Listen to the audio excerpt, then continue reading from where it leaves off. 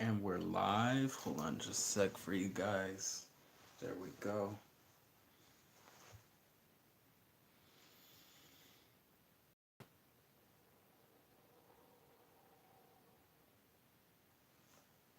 Hello, Hola, Konnichiwa, Salaam. Ciao Namaste. Peace to all. This is the Pink Elf in the Room conversation.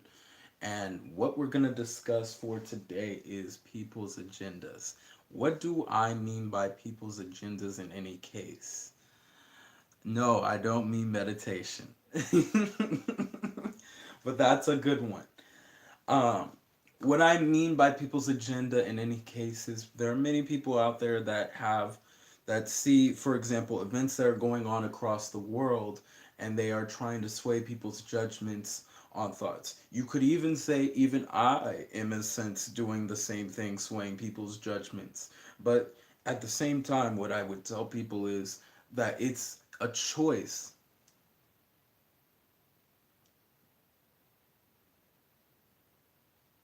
Oh, I see. Okay. No, that is something I do every time in every episode. So, but you could even say that I'm doing that, but the thing is, I usually tell people up front as best as possible to do your own research and understand what your own surroundings of what's going on around you. So it is all a choice on what you see. However, due to how we are in this world, we are very easily swayed by what we call left or right, in a sense, what they call left wing or right wing. And this can be put not into context of just certain politics, like, for example, for America with Republican and Democrats. This could be put with anybody or across the world in their ideology of how they see things and see fit to do things. And of course, we give people other names such as capitalism, communism, so on and so forth. But what we're discussing is what do I mean fully by this? And what I mean fully by this is simply when someone is trying to persuade you into believing something, or better yet, trying to manipulate a situation for their own agenda of what they feel should be the way it is. But yet at the same time, the choice should really be what you feel deep in your heart of any situation, any event that is going on across the world. No one really has the right to persuade you or make you, better yet, believe in what they are doing. But that is how our world is ran, by a belief system that you should believe what I'm saying because it's right. And the thought process isn't usually situated to believe that there is no right or wrong, it is simply what works and what doesn't work. And we don't go by that because, as you see, if we did go by that, a lot of the problems in the world would not be the way they are. There would not be the homeless people who are out there on the streets, because we would realize it does not work to have homeless people out in the streets. It does not work to, for example, pay people a certain minimum wage, which they have to constantly thrive off that paycheck to pay bills and pay for perhaps rent or their house and whatnot and thrive off of that. It does not work. We would go and situate a different thing, but we haven't come to that conclusion. So we will be talking a bit about certain parts and certain scenarios that lead into that. And the first thing I wanted to talk about, for example, which was brought up this week, was the bomb threat that had been going around for people such as, many people would know Obama, the Clintons, a few actors included, and a few other people who were given these packages out of nowhere. Now, many people had assumed that these packages were fakes. And of course, you don't know, and neither do I. But we believe that they were immediately fakes and that maybe someone on the left wing and the right wing was the problem of this. However, we have not come to the conclusion that what if it was just genuinely someone who had a hatred towards these people? And so many of these people were persuaded and were persuading people to believe that it's fake. You hear people, for example, the president of the United States say that it's fake news, that what's going on and whatnot, that the bomb scare wasn't real or not. You can even say, for example, if when we talk about the shootings in America, or bomb threats in Europe or whatnot, those issues that are going on in everyday life, some people might feel as though those things don't exist and whatnot. Just like for when I was talking about the shootings that have been happening in America, many people have believed that those children were actors towards what was going on, and to me, to hear that, it blows my mind. No, I didn't hear about it actually. So we have a person named Omar who was telling me about a shooting that happened this weekend.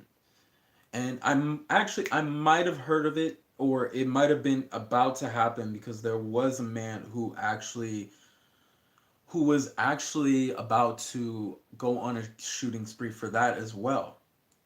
And that's fine. Take your time. But one way or another, we believe that those people were fake. And the thing is, you have to understand, these are children that are going through everyday life and had gone through a situation. And you have people believing, in a sense, that their stories of what happened to them genuinely are not real, even though people were hurt. Um, I think I heard about that one. I think. But people were hurt, people were harmed, and many people were mocking it, believing that this was all an act. And to spread that amongst the whole, like I said, does not work. Because what that does is it numbs out how we act towards people.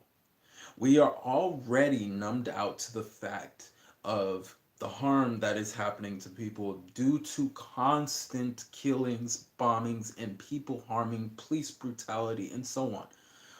That being said, constantly happening literally every day causes people to be numb to the fact of violence. We don't realize that fighting violence, does not solve violence. So we believe in any sense that it is okay to be violent, it is okay to harm people, but again, it does not work, for the fact it does not affect change, and it does not progress change in living, in relationships, in anything. So we have to change how we think, and we have to change how we work. And to add on to this, we play this blame game, that, for example, that it's this person's fault for people harming us, or it's that person's fault for people harming us, but we don't seem to come to the conclusion, what I was saying earlier, of changing our entire ideology, our system of how we work things. So we are constantly playing the blame game with people and not looking at the bigger picture, because here is the key point as to why. That's a good question. We actually did at one point, and I actually was thinking about doing that again. And no, I appreciate the suggestion. I really do, and I will next time take that into consideration. Uh, so thank you. I appreciate that. So Omar had suggested to me just now that playing music in the background, and I know for some of the longtime viewers who have been here, we used to play music in the background. I will. I'll take that into consideration to um to make it more, because we actually did it before. We just completely stopped. So the blame game. We play the blame game, and the reason again we do not want to see the bigger picture is because, okay, to know what truly is going on would mean that there is something wrong. There is a flaw in what we are doing, and it is not helping. And to admit that is scary. Think of it like, and I don't know if I've mentioned this before. Okay. I don't know if I mentioned this before, but think of it in a sense of, if you've had trauma in your life and you are trying to be a better you, The scariest thing to a lot of people. No, you're perfectly fine. Don't even worry about it. This is a conversation, so don't even worry about just saying that. That to me, that just helps for me to understand what you guys would like to progress and grow this channel. Because like I said, the pink elf in the room is a conversation for us to grow as one. So hearing stuff like that does not bother me in any sense. It is just for me to understand how to grow with you guys, what you'd like to hear as part of this conversation to grow it. But when you're going through trauma like that, and you're deciding to change your reality of how you work, you, the hardest thing and the scariest thing for most people to do is change because of the fact that your trauma has been you. You wear it as though it is the cloth. You wear it like your clothes. And that being said, it is terrifying because it is unknown. It is something you have not gone through. It is somewhere you have not been before. So it is easier for people to blame people than to realize, to take off the sheep's clothes and see yourself for who you really are. And that takes time. That takes a lot of time, a lot of practice. And this is where I constantly mention you have to take time to yourself and get to know yourself better. And you have to be willing to love you for you better because of the fact that you deserve it. And I say this all the time because nobody is going to love you more than you love yourself. Only you can love yourself as much as you deserve to love who you are. Love thyself and you will know the creator within who you are. And that's why you need to take time with who you are, taking time on your health, and taking time on your mind. Meditation. Meditate. Take time to go into nature. Take time to be alone by yourself. Take time if you need to skate, bike, cook. There are many different versions of meditation, but take time to self to get to know you better. The blame game does not help because here's the question I will leave with you guys, and ask yourself this question. Does it help the whole? If what you do, does it help the whole? Absolutely. Absolutely, Omar. I believe that to be true. Life is definitely stressful. And that's why when we're talking about exercising or meditating, meditation helps clear your mind so you think sharper. You will see everything that is going on around you and you'll realize the illusion within it. Exercise boosts your energy so you have more positive energy to yourself to be able to go and do what you need if necessary so you can relax and you can keep going with your day-to-day life. So yes, you're absolutely right. Life can be stressful and difficult. That's why you need to take time to yourself. Even if it's a little bit of time. This is what I ask people. Can you take 15 minutes in the morning and 15 minutes in the evening to meditate? Can you exercise for 20 to 30 minutes a day? Can you sit down for 10 to 15 minutes and get to know yourself better?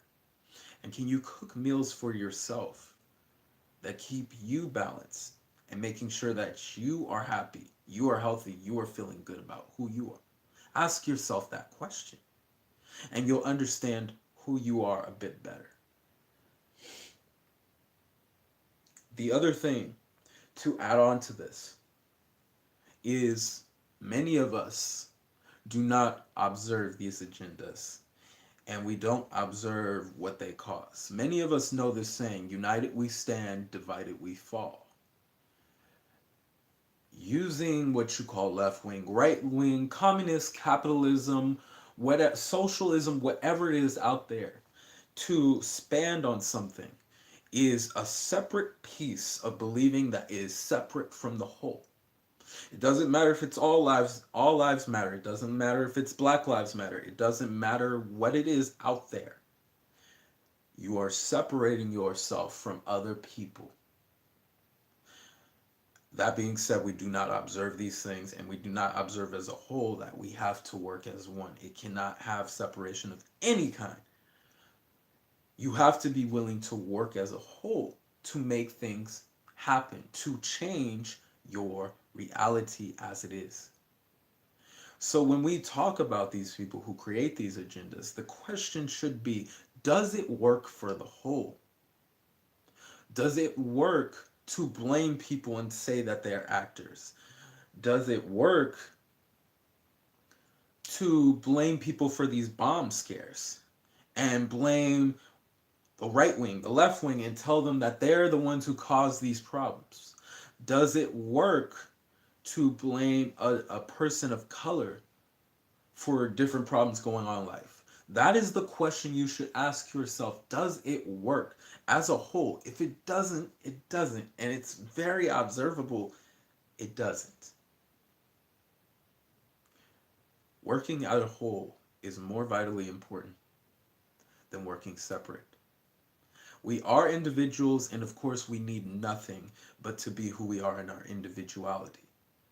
But as a collective, working together is important because it grows us and evolves our system, our ideologies, our behaviors, our world, and allowing us to be the beauty we are. I know, oh, trust me, we all do. And that's where you, this is what I was explaining earlier. You have to be willing to look for fairness. Fairness is key. The reason why I would constantly say to people there is no need to be equal to anyone, because you have to understand there are many people out there. For example, I use this method. The person who wants $1 million may want $1 million, but the person who just wants maybe 100,000 may not want $1 million.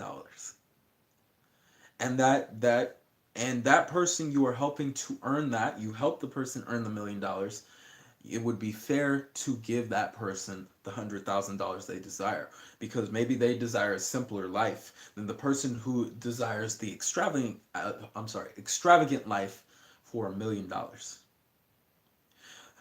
It is also in a sense of being fair to the person who desires perhaps to get their goals together, no matter the color of skin, whether it's a person who's black, whether it's a person who's Hispanic, whether it's a person who's white, whether it's a person who's Asian, but giving them the same fairness to get where they desire to go.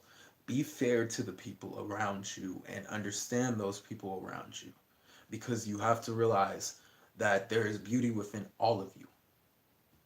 So be fair to everyone around you. See the beauty, see the magnificence, see how amazing, see how astonishing you are as the gods, the goddesses, and the creators within.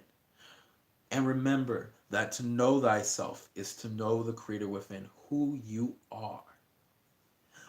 So, in conclusion to all of this, you have to remember simply that what we're discussing today was simply about the fact of agendas and how they are used to persuade people into thinking certain things, and certain events swaying us into thinking different ways that are unnecessary for us in this world.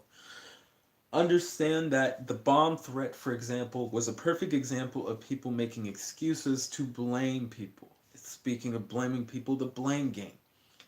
Blame game is something that is blocking us from believing or understanding, in a sense, the truth that there might be a flaw in our system, in our ideology of how we think and see things in this world. And we are unwilling to change that. And changing that is vitally important. And it's vitally important because, exactly, it is a very childish game. And in this childish game we are playing, you have to learn to grow up. And I applaud you for that. That is a perfect example of what I'm discussing.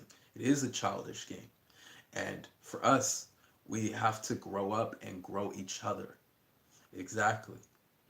Resources matter. But on top of that, as a resource, observation matters. Observe everything around you.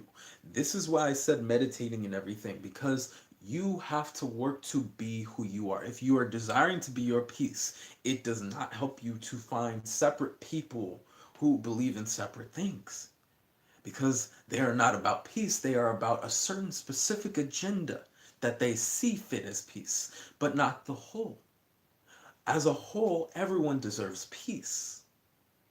As a whole, if you are being your kindness, everyone deserves kindness. As a whole, if you are being your love, everyone deserves love. Separating yourself from others does not work. And that's something to keep in mind. So, again, remember you are the goddesses, and the creators within. And to everybody out there, we're ending it here. But to everybody, have a good morning, a great afternoon, and a fantastic evening. And I'll see you guys soon. I want to remind you guys there will be a pink elf in the room later on tonight. I will see you soon. To everybody, peace and namaste.